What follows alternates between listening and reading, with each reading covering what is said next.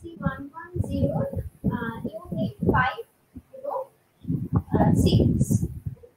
এখানে যে মূল বক্তব্যটা আমরা মানে যে বিষয়ের উপরে এখানে আলোকপাত করা হচ্ছে সেটা হচ্ছে প্রাচ্যবিদ্যা, উপযোগবাদ এবং বেন্টিং এর সঙ্গে তার কি সম্পর্ক ছিল বা প্রাচ্যবিদ্যা কেন এখানে চর্চা করা হয়েছিল, উপযোগবাদ বলতে কি বোঝানো হয় ইত্যাদি। ফোর্ট উইলিয়াম কলেজে কতখানি তার অবদান ছিল, প্রাচ্যবিদ্যা চর্চা থেকে কেন প্রাচ্যবিদ্যাকে এখানে আনা হয়েছিল ইত্যাদি। এবং ইউনিট 6 যে বিষয়টা আমরা পড়বো সেটা হচ্ছে পরিবর্তন ছিল এবং সে কিভাবে তা পরিচালনা করা হতো ইত্যাদি। প্রথমে আমরা আজকে শুরু করছি প্রাচ্য বিদ্যা বা প্রাচ্য তত্ত্বগুলি। 1772 খ্রিস্টাব্দে কোম্পানি যখন দ্বৈত শাসনের অবসান ঘটিয়ে সরাসরি এদের শাসনের ব্যবস্থা করেছিল। ওয়ারেন হেস্টিংস আমাদের 1772 খ্রিস্টাব্দে দ্বৈত শাসনের অবসান ঘটানো, যেটা 1765 তে পলাশীর যুদ্ধের পর এই দ্বৈত দেওয়ানি যেটাকে নাম হয়েছিল দেওয়ানির ফলে কিন্তু দ্বৈত শাসন ব্যবস্থার সূচনা হয়েছিল। এই দ্বৈত শাসন ব্যবস্থায় কিন্তু সত্যিকারের বলতে সেই অর্থে নবাবের কোনো ক্ষমতাই আর ছিল না, সমস্ত আর্থিক ক্ষমতাই চলে গিয়েছিল কোম্পানি হাতে নেওয়ার নামে মাত্র পরিচালক ছিলেন। ওয়ারেন হেস্টিংস হলেন কোম্পানির শাসনের প্রতিষ্ঠাতা, আবার প্রাচ্য তত্ত্বের কিন্তু প্রতিষ্ঠাতা। কারণ ওয়ারেন হেস্টিংসের নামের সঙ্গে কিন্তু প্রাচ্য তত্ত্বের একটা ঘনিষ্ঠ যোগাযোগ আছে। মোটামুটি ভাবে আমরা হেস্টিংস আমাদের এখানে দেখেছি ওয়ারেন হেস্টিংস কিন্তু ভারতীয় সংস্কৃতিকে কোম্পানির শাসনের ভিত্তি হিসাবে গ্রহণ করতে চেয়েছিলেন। প্রথমে আমরা দেখেছি কলকাতা মাদ্রাসা স্থাপিত করা হয় এবং এশিয়াটিক সোসাইটি 1784 খ্রিস্টাব্দে।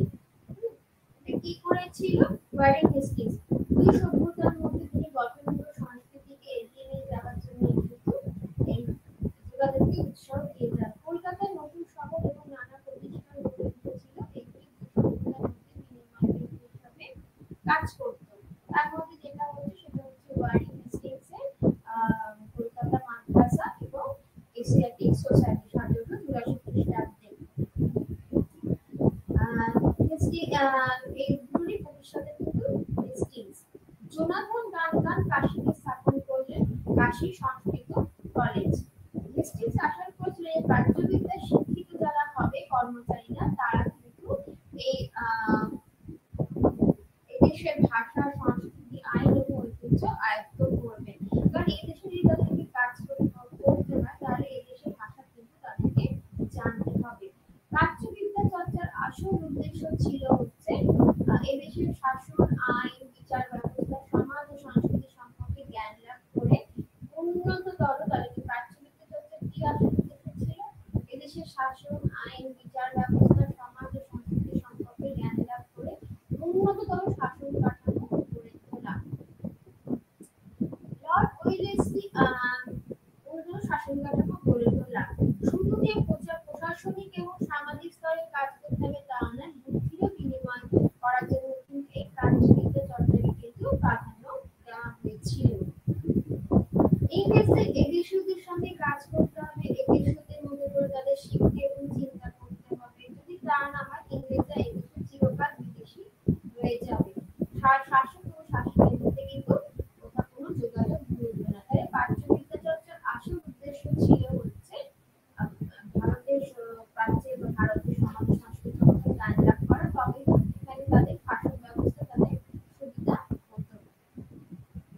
এবং যদি শাসক এবং শাসকের মধ্যে কোনো যোগাযোগ না হতো তাহলে এখানে কিন্তু ব্রিটিশ সাম্রাজ্যের ভবিষ্যতে কিন্তু অনিশ্চিত হয়ে পড়বে।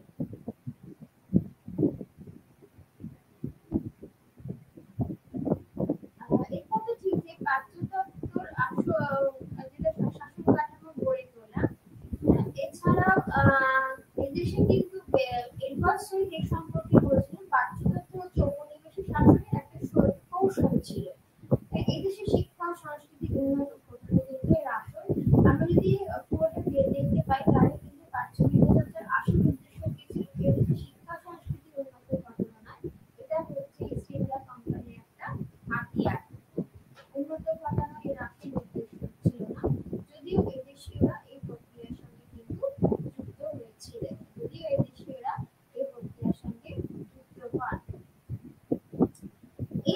অগ্রগতি ঘটিয়ে সাম্রাজ্যবাদী ওয়েলসলি কলকাতায় স্থাপন করেছিলেন ফোর্ট উইলিয়াম কলেজ, যেটা আমরা সবাই জানি।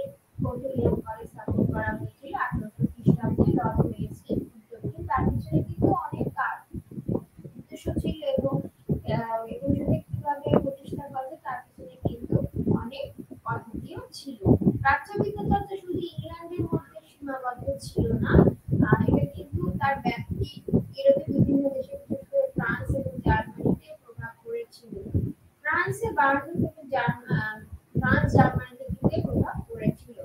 কর্নওয়ালিস ও ওয়েলসলি সময় থেকে প্রশাসনের উপরে পশ্চিমের প্রভাব ছিল বেশি। সংস্কার এবং শাসনকে কিন্তু প্রাধান্য দেওয়া হয়। ওয়ারেন হেস্টিংস এদেশীয় শাসনকালে ওয়েলসলি এবং কর্নওয়ালিসের সময় থেকে আমরা যেগুলো প্রশাসনের উপরে পশ্চিমের প্রভাব ছিল বেশি। সংস্কার এবং শাসনকে কিন্তু প্রাধান্য দেওয়া হয়েছিল। ওয়ারেন হেস্টিংস এদেশীয় শাসন কাঠামোর মধ্যে এদেশীয় শাসনতান্ত্রিক উপাদান দিয়ে কোম্পানির শাসন গড়ে তোলার কিন্তু পরিকল্পনা করেছিলেন। কর্নওয়ালিস ও ওয়েলসলি প্রাচ্যতত্ত্ব দ্বারা প্রভাবিত হননি, তারা আধুনিক শাসনতান্ত্রিক ধ্যান ধারণা। তাহলে কর্নওয়ালিস এবং ওয়েলসলি তারা কিন্তু প্রাচ্যতত্ত্ব দ্বারা প্রভাবিত হয়নি, তারা আধুনিক শাসনতান্ত্রিক ধ্যান ধারণা, যেমন আইন শাসন এবং বিচার ব্যবস্থা ইত্যাদি কিন্তু তারা বিচার ব্যবস্থা, আইনের শাসন আর বিচার ব্যবস্থা ইত্যাদি কিন্তু নিয়ে আসবে। পরবর্তীকালে আমরা দেখতে পাই যে কর্নওয়ালিস ওয়েলসলি যে শাসন সংস্কার করেছিলেন বা বিচার ব্যবস্থা সংস্কার করেছিলেন, তারা কিন্তু সেটা পৃথকীকরণ করেছিলেন, একসঙ্গে কিন্তু সেগুলোকে রাখেনি। এছাড়া আমরা দেখতে পাই যে শাসন ব্যবস্থায় ইউরোপীয়দের প্রাধান্য দিয়ে তাদের প্রশিক্ষণের ব্যবস্থা করা হয়। সেই সময় আমাদের শাসন ব্যবস্থা মোটামুটি ভাবে ম্যাক্সিমাম ছিল, মানে বেশি সংখ্যাগরিষ্ঠ অংশই ছিল হচ্ছে বিদেশি বা ইংরেজ কর্মচারী। জেমস স্মিথ ইউরোপের শ্রেষ্ঠত্ব প্রাচ্যের অধঃপত অবস্থা চিত্রটি তুলে ধরলে প্রাচ্যতত্ত্ব আর কোম্পানি শাসন ব্যবস্থায় কিন্তু পার্থক্য বিস্তার করতে পারেনি। মোটামুটি ভাবে যেটা আমরা দেখতে পাচ্ছি, একটি অধঃপতিত অনগ্রসর জাতিকে কিভাবে উন্নত করা যায় সংস্কারের মাধ্যমে কিন্তু সেই ক্ষেত্রে প্রাধান্য পেয়েছিল। ইংল্যান্ডের শিল্প বিপ্লব, অবাধ মুক্ত অর্থনীতি, উপযোগবাদ, মিশনারিদের খ্রিস্টান ধর্ম প্রচারের ইচ্ছা ও আবেগ নতুন মানসিক পরিবেশ ও পরিস্থিতি কিন্তু সৃষ্টি করেছিল।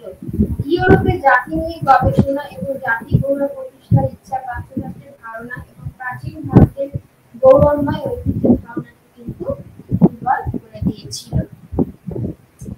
লর্ড ওয়েলসলি হচ্ছেন ভারতের ব্রিটিশ সাম্রাজ্যের অন্যতম প্রতিষ্ঠাতা। শুধু তাই নয়, তিনি এক শাসন কাঠামোর কিন্তু অন্যতম নির্মাতা। তিনি 1800 খ্রিস্টাব্দে, যেটা আমরা পূর্বে বলেছি বা আমরা সকলে অবগত আছি, তিনি 1800 খ্রিস্টাব্দে ফোর্ট উইলিয়াম কলেজ প্রতিষ্ঠা করেন। তিনি নিঃসন্দেহে একজন সাম্রাজ্যবাদী শাসক ছিলেন, কিন্তু তার সাম্রাজ্যবাদ কিন্তু একটি বাণিজ্যিক প্রতিষ্ঠানের শোষণমূলক শাসন না। তার কাছে ভারতের ব্রিটিশ সাম্রাজ্য ছিল একটা পবিত্র ন্যাস বা স্যাক্রেড ট্রাস্ট। তিনি এই ধারণা থেকে লর্ড ওয়েলসলি ইংরেজ শাসনের, যেটা বিভিন্ন সিভিল সার্ভিসকে উন্নতিতে মন দেন। তিনি এই আদেশ জারি করেছিলেন যে ভাষা এবং আইনে পাশ না করলে কতগুলি কিন্তু উচ্চতর পদে নিয়োগ করা হবে না। তাহলে ভাষা এবং আইনে এখানে পাশ না করা, তাহলে কিন্তু কতগুলি উচ্চতর পদে নিয়োগ করা হবে না। বাংলা, ফার্সি ও হিন্দুস্তানি ভাষা শিক্ষা কিন্তু তিনি ব্যবস্থা করেছিলেন। কারণ এখানে যে কিছু শাসন করতে যায় বা কর্মচারী কিন্তু বাংলা জানতে হবে, উচ্চতর পদে নিয়োগ করা হবে না। তিনি বলেন যে শুধু ভাষা শিখলেই হবে না, আমাদের আইন, রাজস্ব, নীতি এবং প্রশাসনিক কাজে কিন্তু দক্ষ ব্যক্তিদেরও প্রয়োজন। 1799 খ্রিস্টাব্দে ওয়েলসলি বোর্ড অফ কন্ট্রোলের প্রেসিডেন্ট হেনরি ডান্ডাসকে তিনি আহ, হেনরি ডান্ডাসকে তিনি কি করলেন, তিনি জানিয়েছিলেন যে ইংল্যান্ড থেকে যাদেরকে রাইটার হিসাবে ভারতে পাঠানো হবে তাদের নাম, ইংল্যান্ড থেকে তিনি যাদেরকে ভারতে পাঠানো হয় রাইটার হিসাবে তাদের না থাকে কোনো শিক্ষা, না থাকে কোনো চরিত্র। ঠিক এই কারণে তিনি রাইটারদের ভারতের কোনো প্রতিষ্ঠানে 2 বা 3 বছরের শিক্ষা ব্যবস্থা করতে চেয়েছিলেন। প্রাচ্য বিদ্যালয়ের মূল উদ্দেশ্যগুলো যদিও আমরা বলছি মূল উদ্দেশ্য ছিল হচ্ছে তার অন্য, তবুও এখানে ভাষা শিক্ষার জন্য কিন্তু সেটাকে করা হয়েছিল। 1800 খ্রিস্টাব্দে 9 জুলাই ওয়েলিস ডিরেক্টর হওয়ার আগে তার ঐতিহাসিক পত্রখানি কিন্তু লেখেন। তার আগে ভারতে ব্রিটিশ সাম্রাজ্যের কিন্তু বিস্তার ঘটেছিল। তার আগে ভারতে কিন্তু ব্রিটিশ সাম্রাজ্যের বিস্তার ঘটেছিল, ভবিষ্যতে কিন্তু বিস্তারের সম্ভাবনা ছিল। নিজাম অধীনতামূলক যোগ্যতা ভোগ করে টিপু পতনের পর মহীশূরের হিন্দু রাজবংশের কিন্তু সঙ্গে অধীনতামূলক মিত্রতা চুক্তি স্বাক্ষরিত হয়। মহীশূর রাজ্যের একটি বড় অংশ ইংরেজ শাসনাধীনে স্থাপিত ছিল। মহীশূর রাজ্যের একটা বড় অংশ ইংরেজ শাসনাধীনে স্থাপিত হয়েছিল। 1 বছরের মধ্যে সমগ্র কর্ণাটকের সামরিক ও বেসামরিক দায়িত্ব কোম্পানিকে 1 বছরের মধ্যে সমগ্র কর্ণাটকের সামরিক ও বেসামরিক দায়িত্ব কোম্পানিকে নিতে হয়। 1801 খ্রিস্টাব্দে অযোধ্যা রোহিঙ্গার কর্ণক ও নিম্ন গোয়া অঞ্চল কোম্পানি লাভ করেছিল। 1802 খ্রিস্টাব্দ থেকে মারাঠা সাম্রাজ্য ভাঙতে থাকে। এই পরিবর্তিত পরিস্থিতি কিন্তু কোম্পানির দায়িত্ব বেড়েছিল। 1802 খ্রিস্টাব্দ থেকে কিন্তু মারাঠা সাম্রাজ্য ভাঙতে থাকে। এই পরিবর্তিত পরিস্থিতিতে কোম্পানি কিন্তু দায়িত্ব বেড়েছিল। ওয়েলিসকে মনে করেন কোম্পানি নতুন দায়িত্ব পালনের জন্য একটি নতুন শাসন কাঠামো গড়ে তোলা দরকার। তাহলে ওয়েলিসকে কি মনে করেছিল যে কোম্পানির নতুন দায়িত্ব পালনের জন্য একটি নতুন শাসন কাঠামো গড়ে তোলা দরকার। তিনি ডিরেক্টর সভাকে জানিয়েছিলেন যে কোম্পানির সাম্রাজ্যের ডিরেক্টর সভাকে জানিয়েছিলেন যে কোম্পানির সাম্রাজ্য হলো পৃথিবীর অন্যতম জনবহুল দেশ। কোম্পানি বাণিজ্যিক প্রতিষ্ঠান রাইটার, ফ্যাক্টর, মার্চেন্টরা এই দুটি প্রশাসনিক দায়িত্ব পালন করতে পারবে না। কোম্পানি কর্মচারীদের কাজ করাবে কিন্তু সম্পূর্ণ পরিবর্তন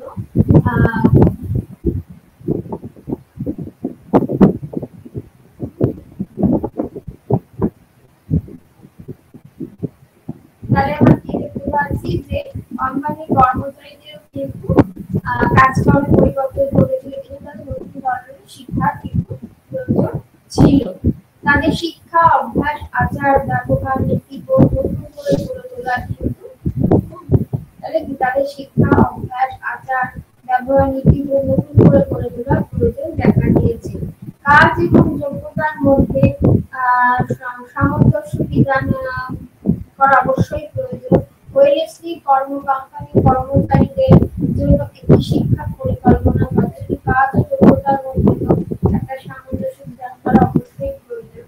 ওয়েলেসলি কোম্পানির কর্মচারীদের জন্য একটি শিক্ষা কিন্তু পরিকল্পনা করেছিল। ইউরোপে শিক্ষিত মানুষ যে ধরনের সাহিত্য বিজ্ঞানে শিক্ষালাভ করে তা দ্বারা ইউরোপে শিক্ষিত মানুষ যে ধরনের সাহিত্য বিজ্ঞানে শিক্ষালাভ করে তা দ্বারা এরপরে তারপর তাদের শিক্ষা দিতে হবে ভারতের ইতিহাস, ভাষা, রীতিনীতি, মুসলমান আইন এবং ধর্ম। ইউরোপে শিক্ষিত মানুষ যে ধরনের সাহিত্য বিজ্ঞানে শিক্ষা লাভ করে তা দ্বারা তারপর তাদেরকে শিক্ষা দিতে হবে ভারতের ইতিহাস সম্পর্কে, ভারতের রীতিনীতি, মুসলমান আইন এবং ধর্ম ধর্মবার আয়োজন করার প্রয়োজন হয়। লোভ ও দুর্নীতি থেকে এসব গুণাবলী তাদেরকে রক্ষা করবে। ওয়েলেসলি মনে করেন প্রচলিত শিক্ষা ব্যবস্থায় এসব কিন্তু খুব আয়ত্ত করা যায় না। তাহলে 16, 17, 18 বছর বয়সে সামান্য শিক্ষা নিয়ে রাইটাররা ভারতে চলে আসে। এই দেশের ভাষা, আইন বা রাজস্ব ব্যবস্থা বা কোম্পানির নিয়ম সম্পর্কে তারা কিছুই জানে না। অলসভাবে তারা জীবনটা কাটিয়ে দেয়। তার মানে তারা এদেশে কাজ করতে আসছে, কিন্তু এদেশের ভাষা বা সম্পর্কে তারা কিছুই জানে না। তারা কি কাজ শিখবে বা তারা কি কাজ করবে, তখন এই জন্য তাদেরকে একটা বিশেষ শিক্ষার ব্যবস্থা করা করা হয়েছিল। এদের মধ্যে যারা সম্ভব হতো তারাও চিঠি কপি করে বা লিখে লিখে লিখত। তারা কিন্তু কোনোরকম নথিপত্র বিশ্লেষণ করতো না।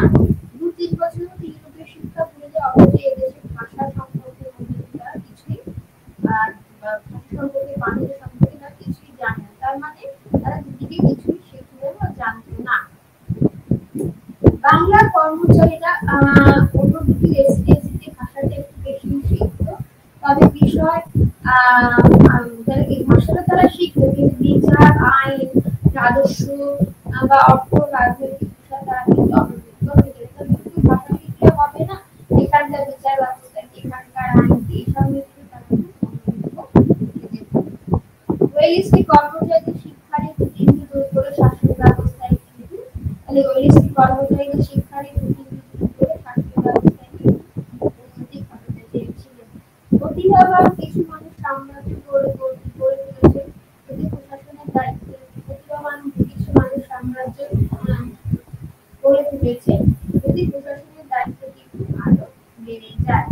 শিক্ষিত শৃঙ্খলা পরায়ণ রুচিবান মার্জিত মানুষরা হবে শাসক। শিক্ষিত শৃঙ্খলা পরায়ণ রুচিবান মার্জিত মানুষরা হবে শাসক।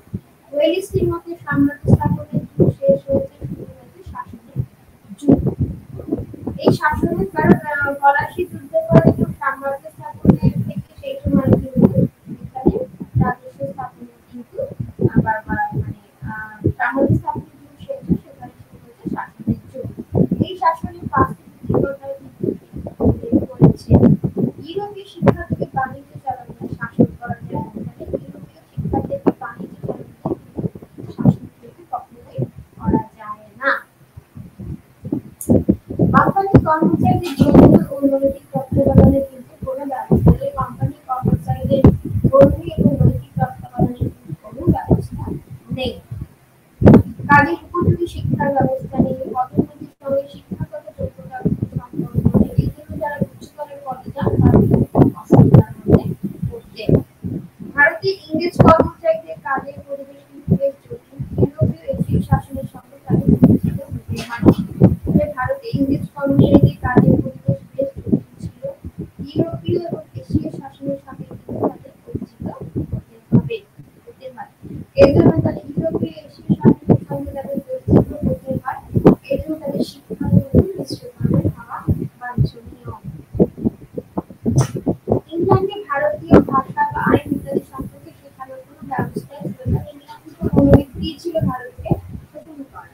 এজন্য ওয়েলিস্টিক কর্মচারীদের শিক্ষার জন্য কৌটিল্যান্ড কলেজ স্থাপনের প্রস্তাব করেন। ডিরেক্টর শহর অনুমোদন তিনি না দিয়ে 1830 সালে 9 নম্বর আদেশ জারি করে তিনি কৌটিল্যান্ড কলেজ স্থাপন করেন। কর্মচারীদের বেতন থেকে একাংশ কেটে নিয়ে কলেজে ট্রেনিং করানোর ব্যবস্থা করা হয়। এইভাবে কিন্তু কৌটিল্যান্ড কলেজ তার যাত্রা শুরু করে। এইভাবে এই ব্যবস্থা পরবর্তীকালে কিন্তু সব গভর্নর জেনারেল এই কলেজ পরিচালনার দায়িত্ব নেয়। ফরাসি বিষয় ফরাসি বিপ্লবের উত্তাপে মানসিকভাবে বিধ্বস্ত হয়ে গেছে। সরকারি কর্মচারীদের ধর্ম নৈতিকতা সম্পর্কে শিক্ষা দিয়ে ঠিক মতো তাদেরকে পরিচালনা করতে হয়েছিল। তিনি এইভাবে ব্রিটিশ শাসনকে স্থিতিশীল কিন্তু তিনি এইভাবে ব্রিটিশ শাসনকে স্থিতিশীল করতে তিনি এইভাবে ব্রিটিশ শাসনকে স্থিতিশীল করতে কিন্তু চেয়েছিলেন। তাহলে মোদ্দা কথা হচ্ছে তাহলে ওয়েলিস্টির মূল উদ্দেশ্য ছিল হচ্ছে ভারতীয় ব্রিটিশ শাসনকে স্থিতিশীল করা। যেভাবে হোক না কেন তিনি ওই শিক্ষা দান করে তাদেরকে একটা ভালো এসে আনতে চেয়েছিলেন। ফোর্ট উইলিয়াম কলেজের শিক্ষণীয় বিষয়ের মধ্যে ছিল হচ্ছে খ্রিস্টান ধর্ম, রাজ্য ভাষা, হিন্দু ও মুসলমান আইন, সরকারি আইন, রাষ্ট্রীয় অর্থনীতি, ভূগোল, অঙ্ক, ধ্রুপদী। মানে কি কি বিষয় ছিল? কি বিষয় ছিল আমরা দেখতে পাচ্ছি এখানে খ্রিস্টান ধর্ম, রাজ্য ভাষা, হিন্দু মুসলিম আইন, সরকারি আইন, রাষ্ট্রীয় অর্থনীতি, ভূগোল, অঙ্ক, ধ্রুপদী, আধুনিক ভাষা, সাধারণ ইতিহাস, ভারতীয় ইতিহাস, প্রকৃতি বিজ্ঞান, উদ্ভিদ বিদ্যা, রসায়ন এবং জ্যোতিষ। ওয়েলিস্টিক বিশ্ব শিক্ষা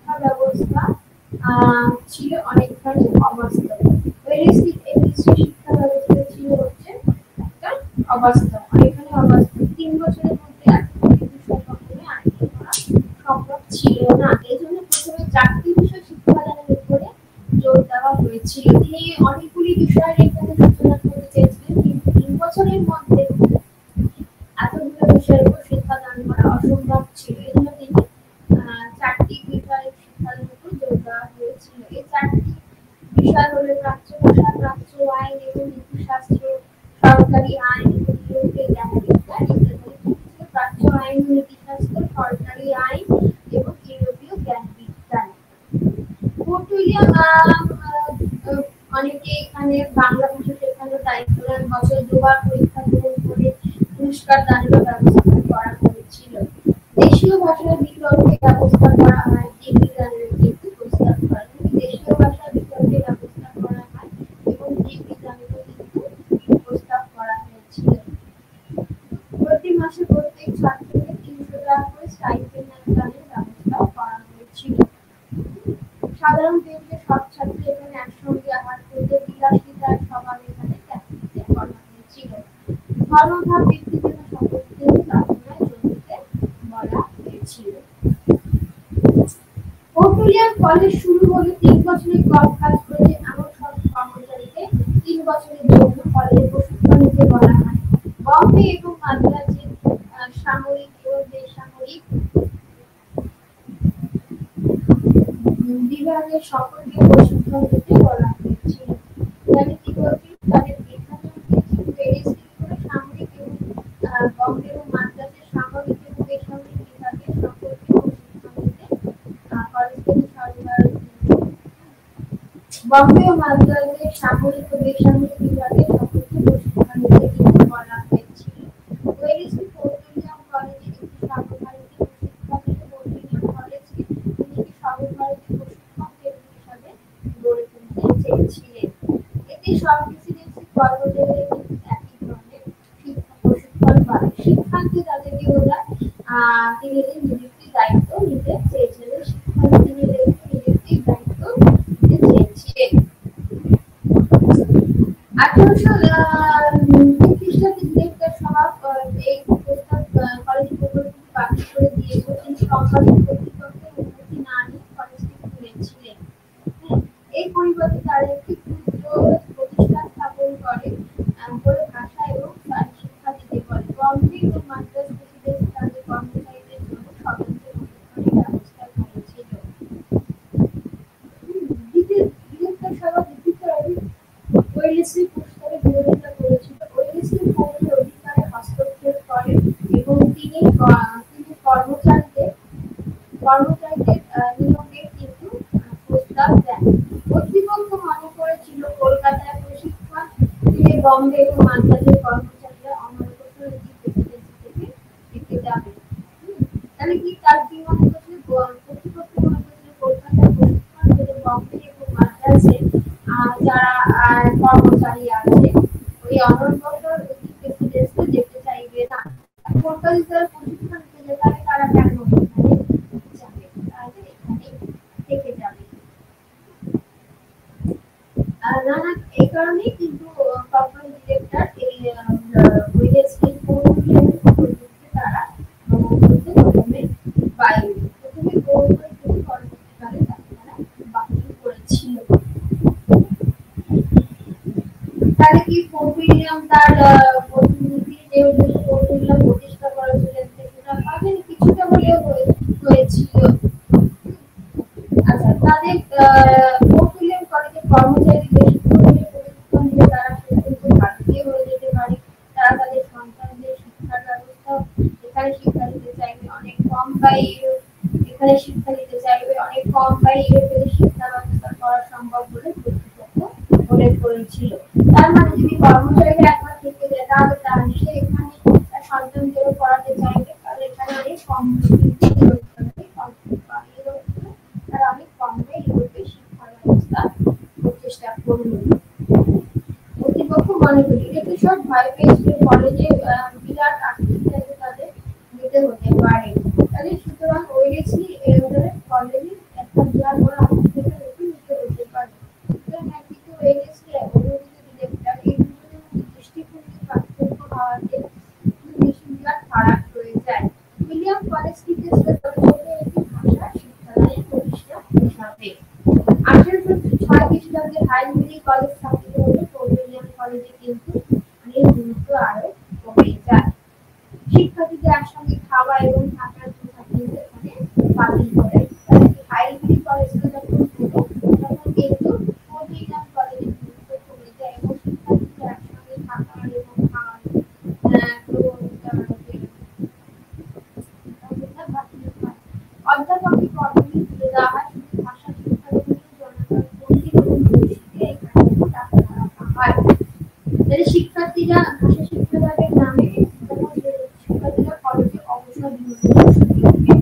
ফোর্ট উইলিয়াম কলেজ বিশ্ববিদ্যালয়ের পাঠ্য প্রস্তাব ছিল পাঠ্য ভাষা শিক্ষা ব্যবস্থা ইংল্যান্ডে না থাকায় শেষ পর্যন্ত 1854 খ্রিস্টাব্দে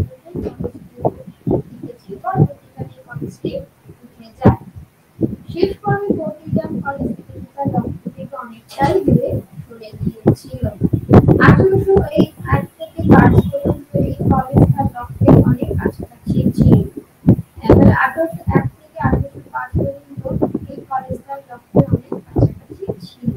প্রাচ্যবিদ্যা বিশারদদের তরুণ সিভিলিয়ানদের সঙ্গে ভারতের ভাষা সাংস্কৃতিক পরিচয় ঘটানো। ভারত ইংরেজ শাসক গোষ্ঠীর মধ্যে কলেজটি ছিল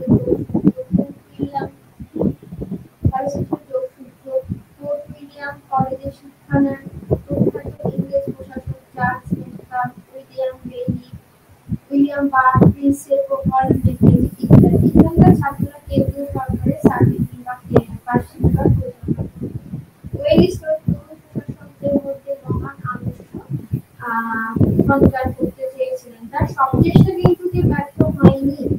তার আদর্শ উদ্বুদ্ধ হন মন্ত্র ম্যানকব, মেককাব এবং এলফিস্টন। শাসন, আইন, বিচার, যুদ্ধ, কূটনীতি, অর্থ, রাজনীতি সর্বদিকে এদের কিন্তু সুদক্ষ করে গড়ে তোলা হয়। ওয়েলেসলির পরেও দক্ষ, শিক্ষিত, নীতিবান, ধর্মপরায়ণ, প্রশাসন করার ঐতিহ্য আরো কিছুটা কিন্তু টিকে ছিল। ফোর্ট উইলিয়াম কলেজ তার মহান আদর্শ দক্ষ দর্শনের ভাষা শিক্ষার একটি স্কুল প্রতিষ্ঠানে পরিণত হয়। তাহলে যে কারণে ফোর্ট উইলিয়াম কলেজকে স্থাপন করা হয়েছিল সেই কারণ থেকে কিন্তু অনেকটা দূরে সরে যায়।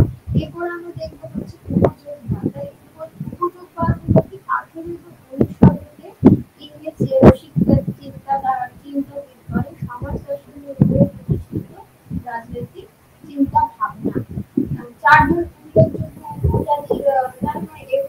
উপজাতির এই সময়কার ইউরোপীয় জীবনে কয়েকটি যুগান্তকারী ঘটনা ঘটেছিল। এগুলোর মধ্যে সবচেয়ে উল্লেখযোগ্য ছিল হচ্ছে একটা হচ্ছে শিল্প বিপ্লব, আরেকটা হচ্ছে ফরাসি বিপ্লব। শিল্প বিপ্লবের ফলে আর্থসামাজিক ব্যবস্থা একটা বড় পরিবর্তন ঘটেছিল। শিল্প শ্রমিকের আবির্ভাব ঘটেছিল। পুঁজিপতিরা আগে ধনী হয়েছিল। শ্রমিক শ্রেণী অসম্ভব দুর্নীতির মধ্যে নিক্ষিপ্ত হয়েছিল। অবাধ অর্থনৈতিক প্রবর্তকরা অর্থনৈতিক ক্ষেত্রে রাষ্ট্রের হস্তক্ষেপের কিন্তু বিরোধিতা করেছিলেন। দ্বিতীয় ঘটনাটি হচ্ছে কি ফরাসি বিপ্লব, যা পৌর ব্যবস্থা ইউরোপের পৌর ব্যবস্থা পতন ঘটিয়ে নতুন ব্যবস্থায় কিন্তু সূত্রপাত করেছে। নতুন ব্যবস্থা কিন্তু গঠন করেছে। বিপ্লব শুধু ফ্রান্সের মধ্যে সীমাবদ্ধ ছিল না, ইংল্যান্ডের পৃথিবীর মধ্যে প্রবল আলোড়ন সৃষ্টি করেছে। বিপ্লবের সমর্থনে ক্লাব এবং সমিতি স্থাপিত হয়। এগুলি বিপ্লবের আদর্শ প্রচার করতে থাকে। বিপ্লব দিয়েছিল সাম্য, স্বাধীনতা, গণতান্ত্রিক শাসনের প্রতি এক ধরনের আনুগত্য। বিপ্লব কিন্তু সাম্য, স্বাধীনতা, গণতান্ত্রিক শাসনের প্রতি এক ধরনের আনুগত্য তৈরি করেছিল। চারজন উল্লেখযোগ্য দার্শনিক কারা ছিলেন? David Hume, Jeremy Bentham, James Pitt এবং জন স্টুয়ার্ট মিল।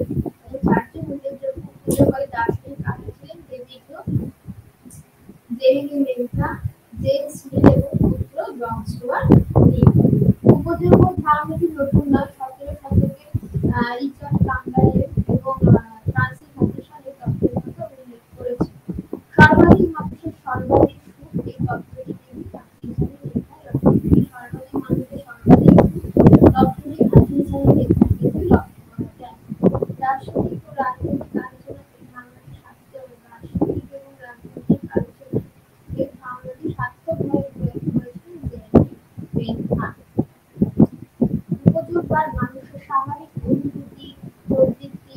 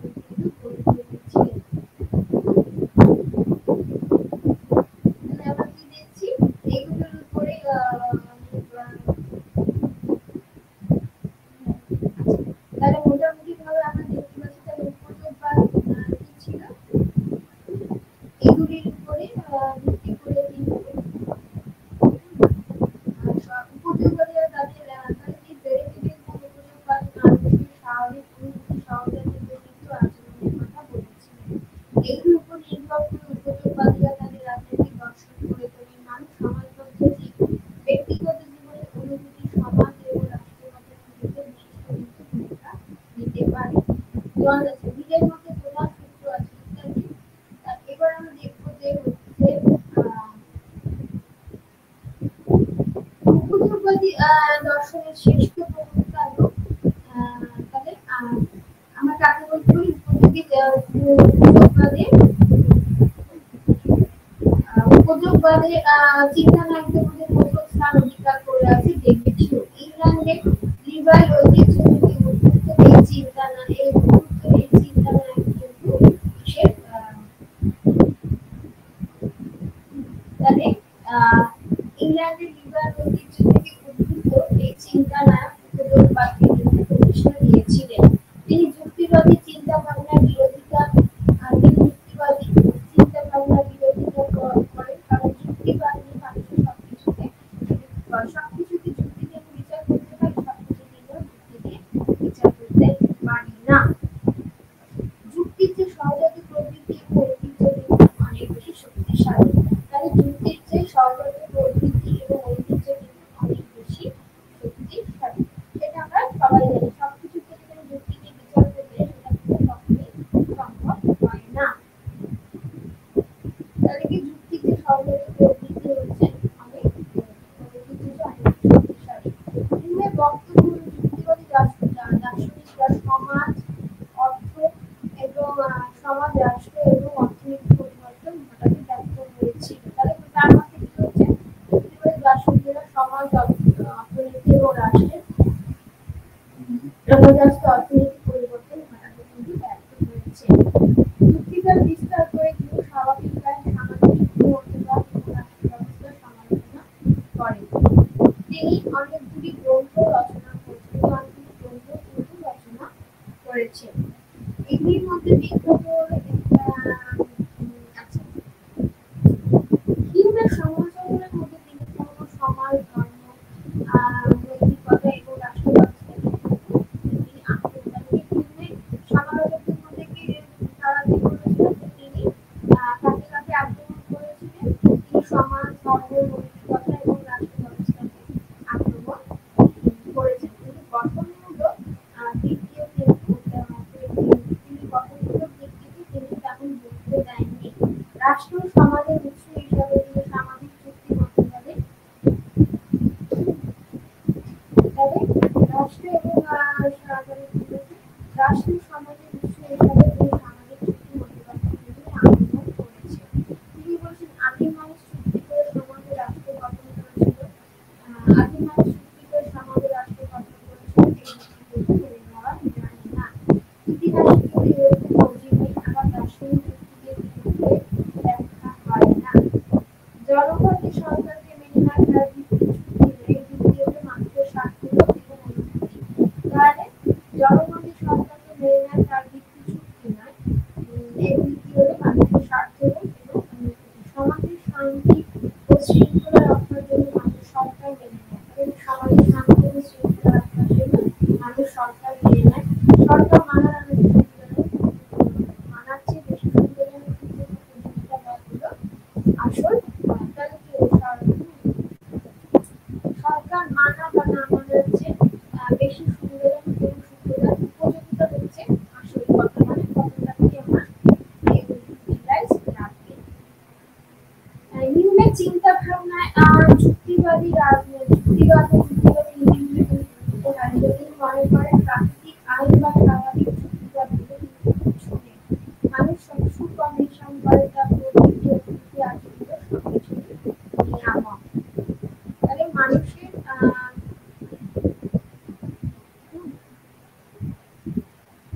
তাহলে আমরা কি মানুষের সবকিছু হচ্ছে নিয়ামক। তাহলে সমাজের শাশ্বত বলে তো আমার কিছুই নেই, কারণ মানুষ নিজেই তো শাশ্বত, কি মানুষ কিছুটা তা না।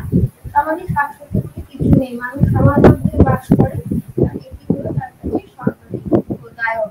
মানুষের ইতিহাসে ঈশ্বরের কোনো ভূমিকা নেই ইত্যাদি। উপযোগবাদ বলতে গেলে এখানে অনেক কথা উঠে আসে। উপযোগবাদী দর্শনের শ্রেষ্ঠ প্রবক্তা এবং এছাড়া আমরা জানি আর কারা কারা ছিলেন, জেরেমি বেন্থাম, জেমস মিল এবং জন স্টুয়ার্ট মিল। জন স্টুয়ার্ট মিল এরকম অর্থনৈতিক আইন ইতিহাস নিয়ে তারা কিন্তু লিখতে থাকে। তারা কিন্তু লিখতে থাকে। পুঁজিবাদের নীতি কিভাবে পুঁজিবাদী দর্শনের শ্রেষ্ঠ প্রবক্তা কে ছিলেন তাহলে আমরা যদি ধরে নিই পুঁজিবাদী দর্শনের শ্রেষ্ঠ প্রবক্তা ও ভাষ্যকার ছিলেন হচ্ছে বেঞ্জামিন বেন্থাম। প্রকৃতপক্ষে তিনি হলেন এই দর্শনের প্রধান প্রতিষ্ঠাতা এবং প্রচারক। মানে একদিকে যেমন আমরা দ্বিতীয়টাও বললাম, পুঁজিবাদী দর্শনের শ্রেষ্ঠ প্রবক্তা ও ভাষ্যকার বেঞ্জামিন বেন্থাম। প্রকৃতপক্ষে তিনি হলেন এই দর্শনের প্রধান প্রতিষ্ঠাতা এবং প্রচারক। পুঁজিবাদী নীতি কিভাবে নির্ধারিত হবে বেন্থাম কিন্তু তাও দেখতে হবে। পুঁজিবাদী নীতির উপর নির্ভর করে তিনি ইংল্যান্ড সহ অন্যান্য দেশের আইনে পুঁজিবাদী নীতির উপর নির্ভর করে তিনি ইংল্যান্ড সহ অন্যান্য দেশের আইনে কিন্তু খসড়া তৈরি করেছিলেন। এই পুঁজিবাদী নীতির উপর নির্ভর করে তিনি ইংল্যান্ড সহ অন্যান্য দেশের আইনে কিন্তু খসড়া তৈরি করেছিলেন। বেন্থাম স্বাভাবিক অধিকারের তিনি ইংল্যান্ড সহ অন্যান্য দেশের আইনের খসড়া তৈরি করতে পারেন। পুঁজিবাদী নীতির উপর নির্ভর করে তিনি ইংল্যান্ড সহ অন্যান্য দেশের আইনের খসড়া তৈরি করেছিলেন। বেন্থাম স্বাভাবিক অধিকারের ধারণা কিন্তু বাতিল করে দিয়েছিলেন। তিনি মনে করেছিলেন স্বাভাবিক আইন বলে কিন্তু বেন্থাম তিনি দেখিয়েছিলেন যে তিনি মনে করেন স্বাভাবিক আইন বলে কিন্তু কিছুই নেই। এক্ষেত্রে হিউমের ধারণা কিন্তু তাকে হিউমের রচনা তাকে প্রভাবিত করেছিল। সামাজিক চুক্তির মতবাদকে তিনি বাতিল করেছিলেন। উপযোগবাদীরা এই তত্ত্ব নিয়ে বলে উপযোগবাদীরা কিন্তু তত্ত্বকে বিশ্বাস করত না। বেন্থামের চোখে আইন হলো দুই ধরনের, স্বর্গীয় মানবিক। স্বর্গীয় আইন অনেকটাই অস্পষ্ট অনিশ্চিত, সেজন্য মনুষ্যসৃষ্ট আইনই হলো সমাজ এবং রাষ্ট্রের ভিত্তি। সরকার মানুষের জন্য আইন প্রণয়ন করে এবং সেক্ষেত্রে একমাত্র বিচার্য বিষয় হচ্ছে আইনটি মানুষের পক্ষে মঙ্গলজনক কিনা। শাসিত জনগণ সরকারের বিরোধিতা করবে না, বিদ্রোহ থেকে বিরত থাকবে, কারণ তাদের লাভ বেশি কম। বেন্থামের মধ্যে সরকারের ক্ষমতা কি ছিল অসীম, তার উপরে কোনো নিয়ন্ত্রণ নেই, সংস্কার ও বিপ্লবের তার কোনো আস্থা ছিল না। বেন্থাম ছিলেন একটা সংস্কার আইনের ভাষ্যকার। আর জেমস মিল হলেন বেন্থামের প্রিয় শিষ্য। তিনি উপযোগবাদে কিন্তু ভীষণ ব্যাখ্যা দিয়েছিলেন।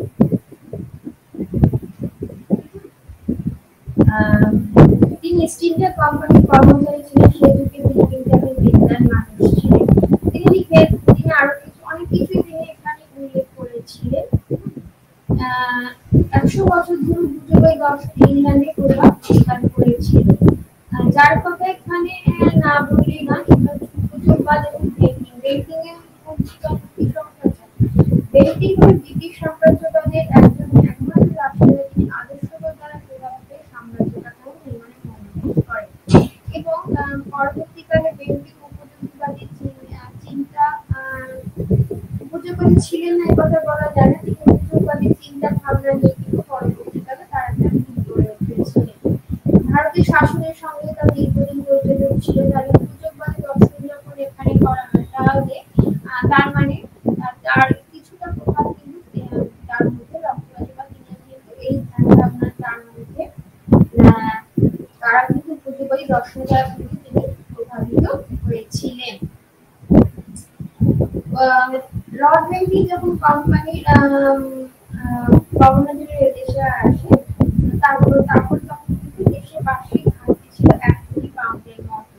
প্রশাসনিক ও বিচার ব্যবস্থা করতে কিন্তু বেন্টিং কতগুলি গুরুত্বপূর্ণ পদক্ষেপ নেন, কতটা উপকারিতা বা উপযোগবাদের সঙ্গে মিলাচ্ছে সেটা দেখা দরকার। তিনি কেন্দ্রীভূত শাসন, আইনের শাসন ও বিচার বিভাগের স্বাধীনতায় কিন্তু ছিলেন।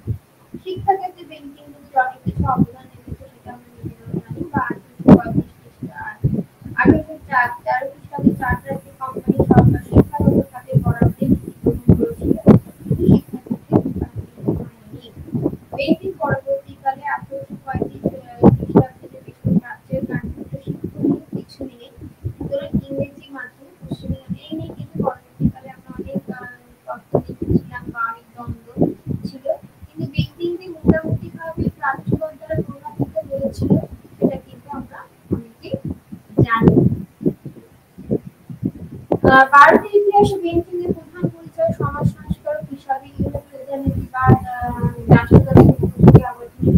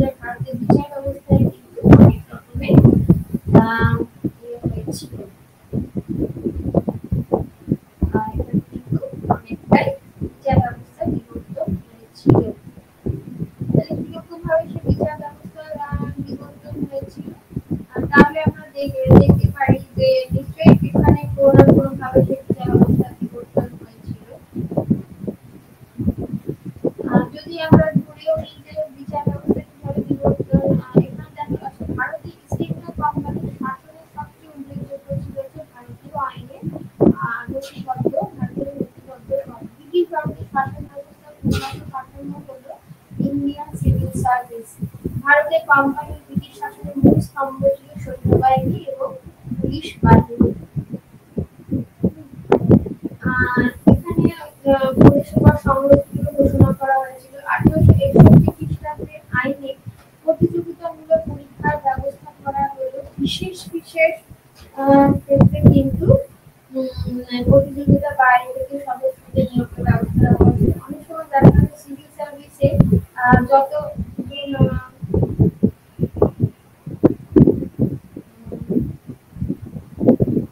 আচ্ছা বিচার ব্যবস্থা যেটা আমরা দেখতে পাচ্ছি সেটাতে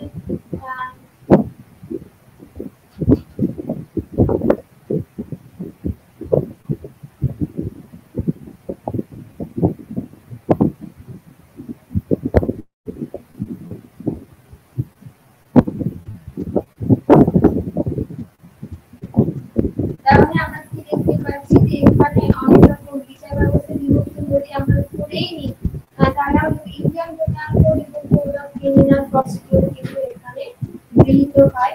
এর আগে দেশের প্রচলিত প্রথাকে আইন হিসাবে এখানে গণ্য করা হতো। নতুন ব্যবস্থার ফলে ভারত জুড়ে আইনগত একটু প্রতিষ্ঠিত হয়। 1881 খ্রিস্টাব্দে হাইকোর্ট আইনে কলকাতা বম্বে ও মাদ্রাজে হাইকোর্ট স্থাপিত হয়। পরে এলাহাবাদ, লাহোর, পাটনা এবং নাগপুরে কিন্তু হাইকোর্ট স্থাপিত হয়। হাইকোর্ট আইন দেশের ফৌজদারি বিভাগের বিষয় থেকে আর্টিকেলের নিয়ন্ত্রণ প্রতিষ্ঠা করেছিল। 1861 খ্রিস্টাব্দে হাইকোর্ট আইন অনুসারে প্রতিটি হাইকোর্টে একজন প্রধান বিচারপতি, 15 জন পুলিশের দলে নিয়োগের ব্যবস্থা করা হয়েছিল। 1911 খ্রিস্টাব্দে হাইকোর্টে কিন্তু বিচারকের সংখ্যা বাড়িয়ে দেওয়া হয়েছিল। 19 অতিরিক্ত বিচার নিয়োগের ব্যবস্থা হয়েছিল। গভর্নর জেনারেল 2 বছরের জন্য অতিরিক্ত বিচারক নিয়োগ করার অধিকার লাভ করেছিল, কারণ হাইকোর্টের বিচারক পদে নিযুক্ত হবেন তাও এই আইনে নির্দিষ্ট করে দেওয়া হয়। তারা হাইকোর্টের বিচারক পদে নিযুক্ত হবেন এই আইনে কিন্তু তা নির্দিষ্ট করে দেওয়া হয়েছিল। তারা এছাড়া ভাতা, পেনশন সম্পর্কে নিয়মগুলি রচনা করার অধিকার পেয়েছিলেন। ক্রিমিনাল প্রসিডিউর করে ভারতীয় ফৌজদারি বিচার ব্যবস্থা কাঠামোগুলো কিন্তু এখানে গড়ে তোলা হয়েছিল। সর্বনিম্ন আদালত হবে ম্যাজিস্ট্রেট, এগুলি আবার 3টে শ্রেণীতে কিন্তু সর্বনিম্ন আদালত হবে ম্যাজিস্ট্রেট, সেগুলি তিনটে ভাগে 3 শ্রেণীতে বিভক্ত করা হয়েছে। প্রথম শ্রেণী ম্যাজিস্ট্রেট 1000 টাকা জরিমানা, 2 বছরের জেল দেওয়ার ক্ষমতা পান ইত্যাদি ইত্যাদি। তৃতীয় শ্রেণী ম্যাজিস্ট্রেট 1 মাসের 50 টাকা জরিমানা করার অধিকার, 1 মাসের জেল, 50 টাকা জরিমানা করার অধিকার পেয়েছিলেন। তৃতীয় শ্রেণী ম্যাজিস্ট্রেট কোন অধিকার পেয়েছিলেন।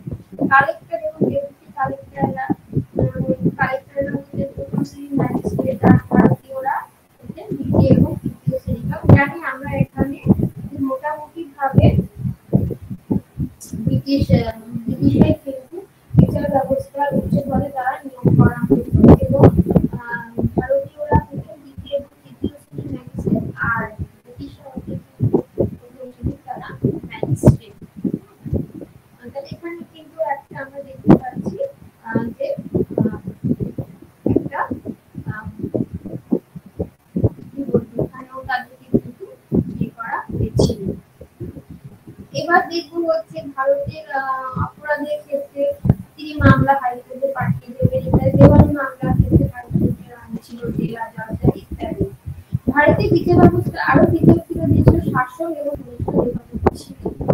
এই ব্রাহ্মণদের শুরু করে জাতীয় কংগ্রেসের অনেকেই কিন্তু শাসক বিচারপতি ঘনিষ্ঠ যোগাযোগ থাকে, তাহলে কিন্তু সেক্ষেত্রে বিচার ব্যবস্থা সুষ্ঠুভাবে পরিচালিত হয় না।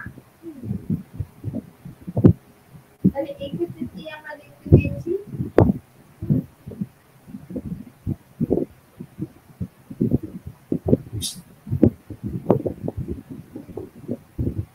তার মানে তাহলে আমরা দেখতে পাচ্ছি যে ব্রাহ্মণ থেকে শুরু করে কিন্তু আরো অনেকেই বিচার ব্যবস্থার বিরুদ্ধে কিন্তু তারা প্রতিবাদ দেখিয়েছিল, কারণ শাসন এবং বিচার বিভাগের মধ্যে যদি যোগাযোগ থাকে তাহলে সে সুষ্ঠুভাবে সেই কখনোই সেটাকে যায় না।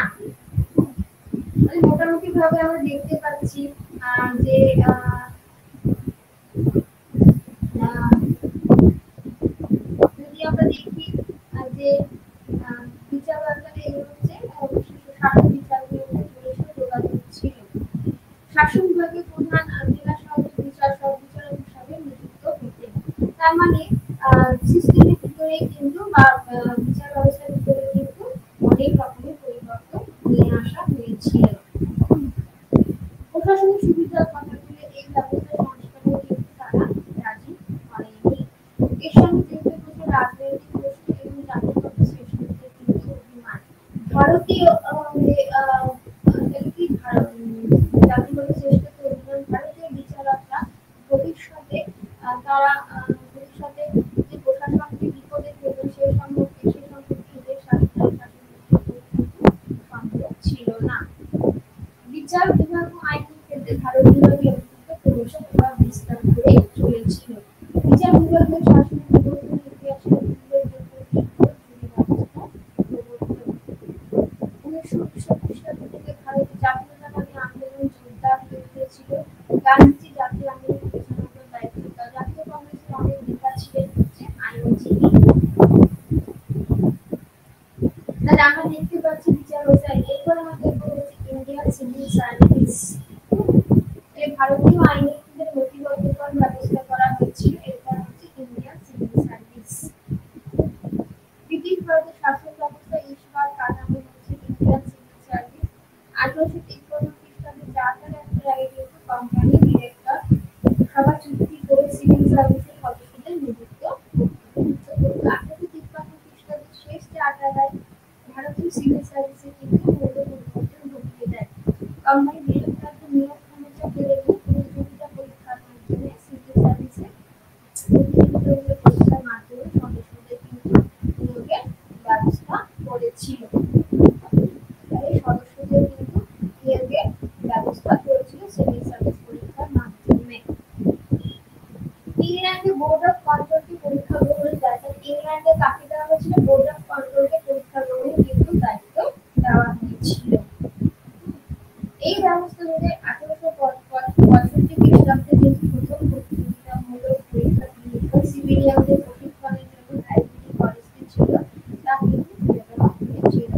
Board of control civil service মোটামুটি সিভিল সার্ভিসের সুস্থ চার্লস ফুড 1821 খ্রিস্টাব্দে তিনি পাশ করেন ইন্ডিয়ান সিভিল সার্ভিস আইন। এই আইন অনুসারে কিন্তু সিভিল সার্ভিস পরীক্ষা হতে শুরু করেন। এই আইন পাশ করে পার্লামেন্ট ভারতের সিভিল সার্ভিসে যোগদানের ইচ্ছুক ব্যক্তিদের জন্য প্রতিযোগিতামূলক পরীক্ষা নিতে কিন্তু তারা স্বীকার করে নিয়েছিল। কোম্পানির শাসনভারে সিভিল সার্ভিসে নিয়োগের ক্ষেত্রে কিন্তু কিছু বেনিয়ম করা হয়েছিল। বেনিয়ম কাজ করেছিল। 1861 খ্রিস্টাব্দে সিভিল সার্ভিস আইন এইসব কাজকে আইন আইন স্বীকৃতি দিয়েছিল। এই ঘটনাটি 1829 ছিল বেশ কিছু উচ্চতর সিভিল সার্ভিসের খবর বেশ কিছু উচ্চতর সিভিল সার্ভিসের জন্য কিন্তু সংগঠিত করা। তিনটি শ্রেণীতে ভাগ করে secretary junior secretary under secretary ইত্যাদি সিভিল সেশন জজ এগুলো ইত্যাদি করে কিন্তু অফিস সংগঠিত করা হয়েছিল আইএসএর জন্য। এরপরে আমরা যেটা দেখবো সেটা হচ্ছে 1861 সিভিল সার্ভিস আইন 1899 খ্রিস্টাব্দে চার্টার আইনে পুরনো ব্যবস্থা সিনিয়রিটি ভিত্তিতে পদোন্নতি এটা কিন্তু বাতিল করেছিল। কিন্তু এখানে ভারতীয়রা কিন্তু খুবই ক্ষতিগ্রস্ত হয়েছিল। যোগ্যতা পদোন্নতির মাপকাঠি হওয়ার কোনো ভারতীয় যোগ্যতা পদোন্নতির মাপকাঠি হওয়ায় কোনো ভারতীয় ডিভিশনাল কমিশনার কিন্তু হতে পারত না। বিচার বিভাগে কোনো ভারতীয় হাইকোর্টে কিন্তু তারা জজ হতে পারত না। কোনো বিধি অনুযায়ী প্রত্যেক প্রেসিডেন্সি সিভিল সার্ভিস সদস্যরা কিন্তু তারা প্রেসিডেন্সি কোনো বিধি অনুযায়ী প্রত্যেক প্রেসিডেন্সি সিভিল সার্ভিস সদস্যরা প্রেসিডেন্সিতে কিন্তু তারা রয়ে যেতে। 1861 খ্রিস্টাব্দের আইনে এই পুনর্গঠন কিন্তু বাতিল করা হয়নি।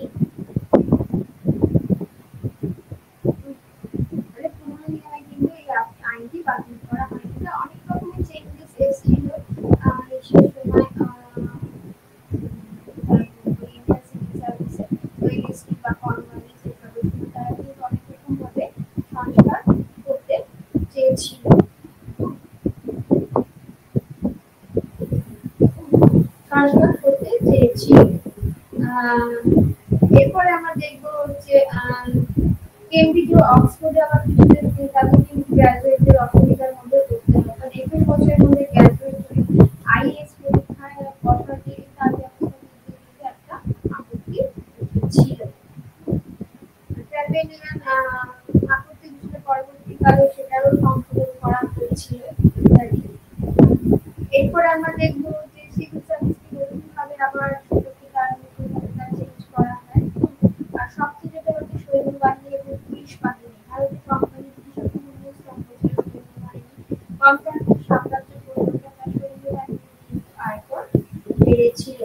কোম্পানির জরুরি অবস্থায় ইংল্যান্ডে নৌবহরের সাহায্য বেতনে না হলে প্রশাসনিক জটিলতা কিন্তু দেখা দিত। সন্ত্রাসী পলাশযুদ্ধের পর থেকে ঢাকা নিজস্ব সৈন্যবাহিনী কিন্তু গঠনের দিকে নজর দিয়েছিল। ভারতীয় কৃষকদের সৈন্যবাহিনীতে গ্রহণ করা প্রথম কোম্পানি শাসনকালে সেই ধারাই চলেছিল, কিন্তু পরবর্তীকালে ভারতীয় রাজারা কৃষকদের নিয়ে সৈন্যবাহিনী গড়ে তুলতে, কিন্তু পরবর্তীকালে সেই ক্ষেত্রে কিন্তু আহ কিছু তার পরিবর্তন হয়। শুধু ভারতীয় রাজাদের নিয়মবদ্ধ অনুসারে কোম্পানি সৈন্যবাহিনী গড়ে তোলা হয়নি, কৃষকদের সৈন্যবাহিনীতে নেওয়া হয়, তবে গর্ভবতী মানুষের চাকরি নিতে শারীরিকভাবে বেশি সক্ষম বলে গণ্য করা হতো, যদিও তাদেরকে নেওয়া হতো অনেকভাবে এ করা হতো। সুতরাং মোটামুটি ভাবে আমরা দেখতে পাচ্ছি আমাদের যে এতক্ষণ যে আলোচনা করলাম, তাহলে তাকে দেখা যায় 1910 দেওয়ানি লাভের সময় আমরা যেমন মঙ্গল কবিতায় জেলা শান্তিশৃঙ্খলা রক্ষা করা, কিন্তু যখন মুঘল সাম্রাজ্য বিরাট কিন্তু তখন ইস্ট ইন্ডিয়া কোম্পানি তার পুলিশি ব্যবস্থাকে ধরে সাজিয়েছিল এবং সেখানে অনেক রকমের পরিবর্তন এসেছিল। তাহলে আজকে যে আমাদের আলোচনা আমরা যে দেখলাম সেটা হচ্ছে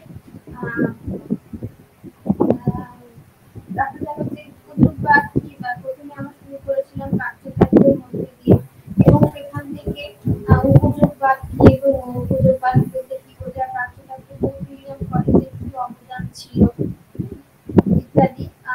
এছাড়া আমরা যেটা দেখতে পেয়েছিলাম যে উইলিয়াম কলেজের কি অবদান,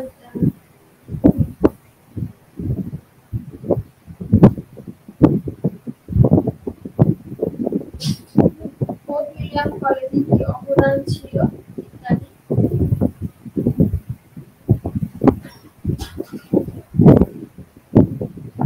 ফোর্ট উইলিয়াম কলেজের কি অবদান ছিল, হ্যাঁ।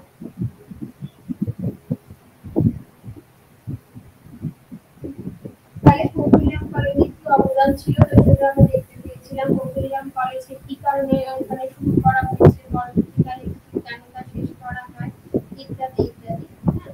তাহলে মোটামুটিভাবে আমরা দেখতে পাচ্ছি যে ফোর্ট উইলিয়াম কলেজটাকে শেষ পর্যন্ত লক্ষ্য করেছিল, ফোর্ট উইলিয়াম কলেজকে সেখানে হাইব্রিড কলেজ করা হয়েছিল। এছাড়াও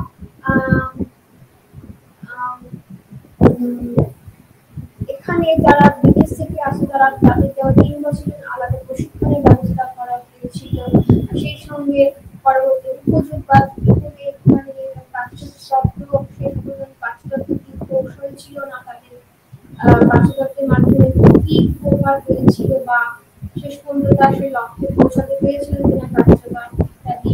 উপযোগবাদের মধ্যে কারা কারা উল্লেখযোগ্য, উপযোগবাদ বলতে কি বোঝায়, যা আমাদের উপযোগী জায়গায় বা কাজে লাগে, সেখানে যে বেনথাম বা হিউ বা এছাড়াও বেনথাম এছাড়া আমরা কাজে দেখতে পেয়েছিলাম জেমস হিল এবং তার জন স্টুয়ার্ট মিল, প্রত্যেকেই ধারণা আমরা পেয়েছিলাম। বেনথাম মোটামুটি সরকারকে নিয়ন্ত্রণ অংশে চাল করে সরকারের নিয়ন্ত্রণ নেই। তারপরে আমরা পরবর্তী যে ইউনিটে সেখানে আলোচনায় দেখেছি ভারতীয় ইস্ট ইন্ডিয়া কোম্পানির শাসনের ক্ষেত্রে ভারতীয় আইন নথিবদ্ধ করা হয়েছিল, সিভিল সার্ভিসকে উন্নত করা হয়েছিল ইত্যাদি। আজকে আলোচনা মোটামুটি আমরা